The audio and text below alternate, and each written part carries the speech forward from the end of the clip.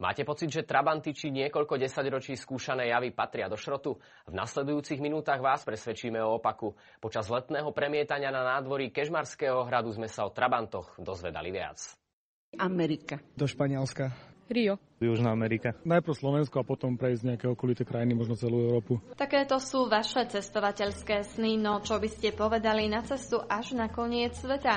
A nie hociakým prostriedkom, ale legendárnym trabantom či na 55-ročnej Jave 250. Cestu naprieč Južnou Amerikou si takto vyskúšala dobrodružná skupina pod vedením českého novinára a cestovateľa Dana Pšibana. Dana tak napadlo, že by zavolal ešte niekoho, že ešte kúsok miesta je v kontajneri takého motorkára a zavolal tedy mňa. Hovorí slovenský člen expedície, ktorý prišiel do Kežmarku v rámci letného kina predstaviť výsledok cesty.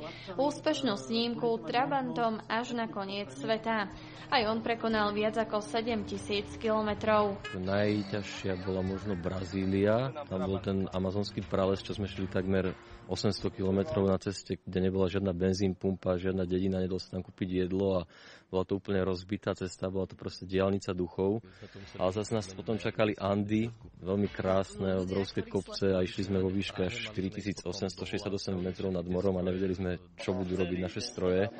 Predpovedali nám v podstate skoro všetci, že to nedáme na tých dvojtaktných motoroch. To sme tiež zvládli. Nechýbali ani situácie, kedy išlo do tuhého. Keď sme šli v Peru, pozdĺž pobrežia Tichého oceánu. Mne sa tedy pokazila Java. Ja som zastal aj chalani na autách a prišiel príliv. Tedy sme sa dosť báli, že prídeme o auta. Ani to, ani dvakrát vyklbené rameno nezastavilo Banskobystričana v Peru, aby sa previezol po najväčšej solnej pláni na svete. 10 000 km štvorcových, je to vlastne 1/4 celého Slovenska. Som si povedal, že keď tu sa nepreveziem, tak ten výlet nemal cenu, takže som si dal dole sadru a išiel som. Marek absolvoval prvé cesty na Jave Pionier, takto navštívil aj Kazachstan. V súčasnosti sa už so zohraným tímom pripravuje aj na ďalšiu výpravu. Kolesá nasmeruje začiatkom budúceho roka do Austrálie. Pôjdu s nami dvaja invalidi, jeden z Čiech, jedna Slovenka, inak super ľudia, strašne pozitívnou energiou, no a bude film.